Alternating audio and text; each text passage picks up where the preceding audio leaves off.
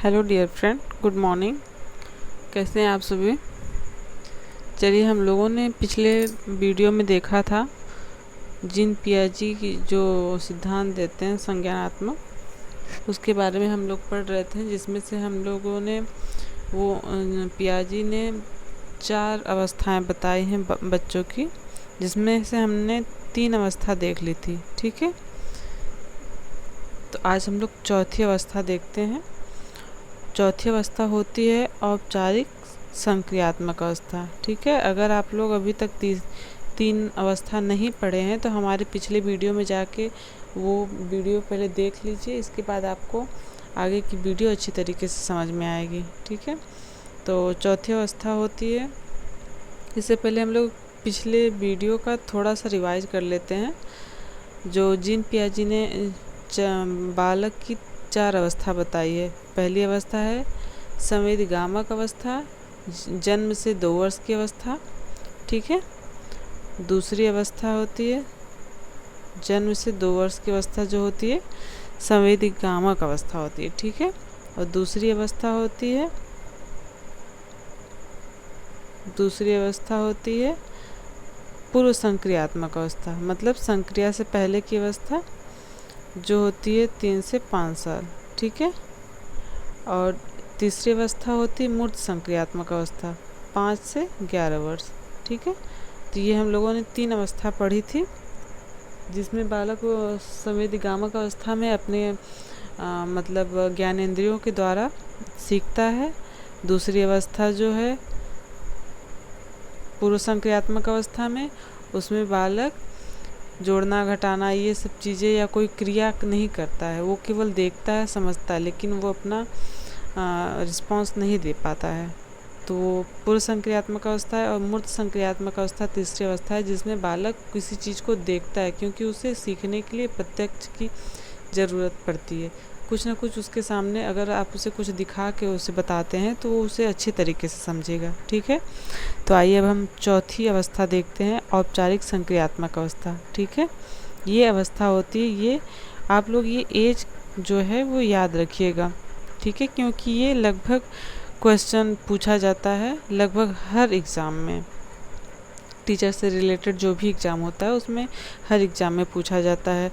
और ये अवस्था, चारों अवस्था का नाम भी याद रखिएगा आप लोग, क्योंकि क्वेश्चन में मतलब एग्ज़ाम में ऐसे पूछ देगा कि पियाजी ने कितनी अवस्थाएं बताई है, तो 4 अवस्था बताई है।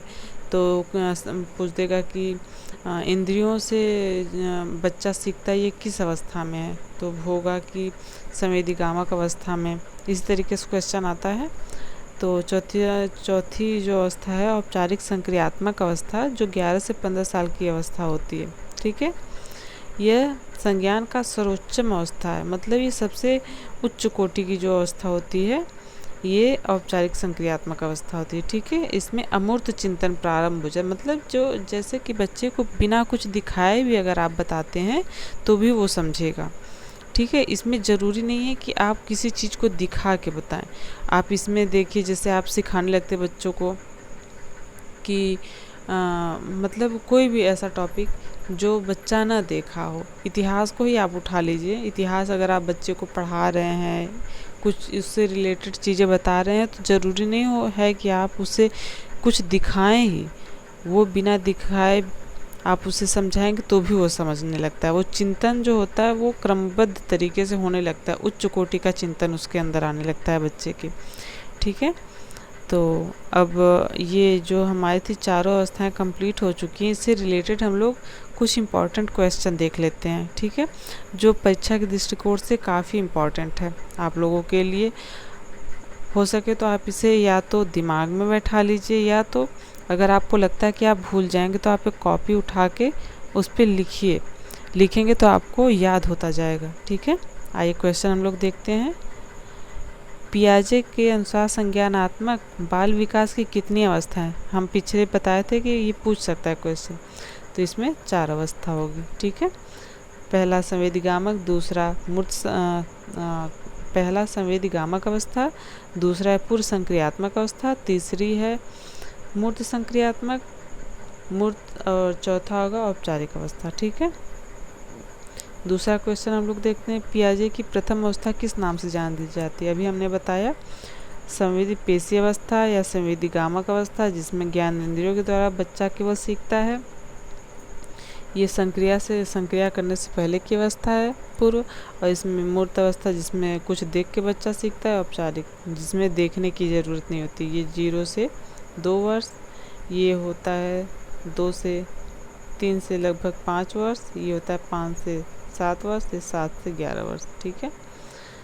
तीसरा क्वेश्चन हम लोग देखते हैं, आयु 7 से 11 वर्ष की क्या होती है। अभी हमने पिछले क्वेश्चन में देखा, पीछे ही हम लोगों ने देखा, औपचारिक अवस्था जो होती है 11 से 15 साल होती है। हाँ सॉरी हमने यहाँ गलत बता दिया था। ये जो होती है, एक सेकेंड, ये जो संवेदी अवस्था होती है ये जन्म से 2 वर्ष तक होती है। ठीक है। ये जो होती है 3 से 5 वर्ष होती है पूर्व संक्रियात्मक। मूर्त जो होती है 5 से 7 वर्ष, ये 7 से 11 वर्ष। ठीक है। आई थिंक मैं कुछ गलत बता रही हूँ, हम कुछ गलत बता रहे हैं आप लोगों को। हाँ, हम देखिए इसमें 4 अवस्था जो होती है, एक सेकंड, हाँ, संवेदी पेशी अवस्था जो होती है जन्म से 2 वर्ष तक होती है। ठीक है। जन्म से 2 वर्ष, ये 2 से 7 वर्ष, ये 7 से 11 वर्ष, और ये 11 से 15 वर्ष। ठीक है। संवेदी 2 वर्ष तक होती है। औपचारिक संक्रिया जो अवस्था होती है ये 11 से 15 वर्ष की होती है। मूल संक्रियात्मक 7 से 11, और ये पूर्व संक्रियात्मक 2 से 7 वर्ष की होती है। ठीक है। आप लोग इसे ध्यान से देख लीजिएगा, हम पीछे थोड़ा सा गलत बता दिए थे आपको। ठीक है। 7 से 11 वर्ष है, अभी हमने आपको बताया। फिर यहाँ पे एक अच्छे से जान लेते हम लोग। संवेदी पेशी अवस्था जो होती है 0 से 2 वर्ष, मतलब जन्म से 2 वर्ष को होता है पहली अवस्था संवेदी पेशी अवस्था, जिसमें इंद्रियों के द्वारा बच्चे सीखते हैं। और दूसरी अवस्था होती है पूर्व संक्रियात्मक, ये 2 से 7 वर्ष की अवस्था होती है। ठीक है। और तीसरी अवस्था है मूर्त संक्रियात्मक, ये 7 से 11 वर्ष होती है। और औपचारिक संक्रियात्मक होती है 11 से 15 वर्ष। ठीक है। तो 7 से 11 किस में आ रहा है, मूर्त संक्रियात्मक अवस्था में। चौथा क्वेश्चन हम लोग देखते हैं, औपचारिक संक्रियात्मक अवस्था है, अभी हम लोगों ने देखा 11 वर्ष के बाद की अवस्था। 15 दिया होता, 11 से 15 तो भी सही रहता है, और 11 वर्ष के बाद की अवस्था औपचारिक संक्रियात्मक अवस्था हो जाएगी। पांचवा क्वेश्चन है, बालक विकास का जीन पियाजे के सिद्धांत का आधार है। जीन पियाजे ने संज्ञानात्मक विकास दिया था। ठीक है। छठा क्वेश्चन, बालक विकास का, वही क्वेश्चन फिर से रिपीट हो गया है। ठीक है। छठा क्वेश्चन हम देखते हैं, पियाजे के अनुसार 4 से 8 माह में कौन सा संज्ञानात्मक विकास होता है। 4 से 8 महीने का जब बच्चा होगा तो वो क्या करेगा, पहले आँख और हाथ, इन्हीं मतलब जो अपने ज्ञानेंद्रियों का ही प्रयोग करता है ना, तो ये होगा बी ऑप्शन सही। ठीक है। सातवां क्वेश्चन देखते हैं, वही रिपीट हो गया, संज्ञानात्मक विकास का पिता किसे कहा जाता है। ये टॉपिक ही है जीन पियाजे का। आगे देखते हैं हम लोग, पियाजे के सिद्धांत के अनुसार कौन सी अवस्था में बच्चों में उस चिंतन का विकास होना अनुत्क्रमणीयता है। क्वेश्चन क्या है, पियाजे के सिद्धांत के अनुसार कौन सी अवस्था में बच्चों में उस चिंतन का विकास होना है, अनुत्क्रमणीयता होती है। तो इसका ऑप्शन होगा प्राक संक्रियात्मक अवस्था, मतलब। ठीक है।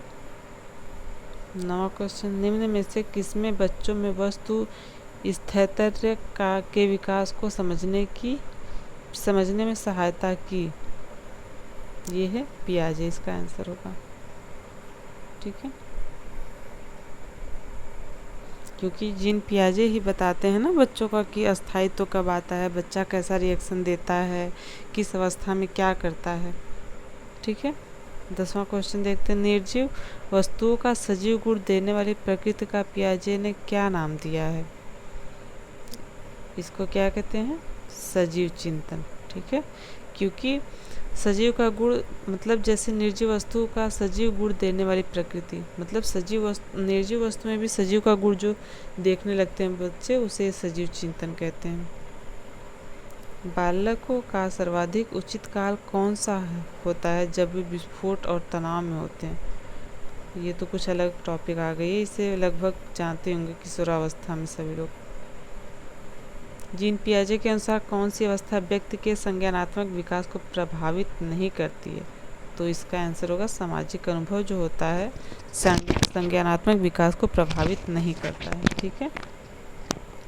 अगला क्वेश्चन, पियाजे के अनुसार अनुकूलन किसके द्वारा होता है? आत्मसातकरण तथा व्यवस्थापन के द्वारा। ठीक है।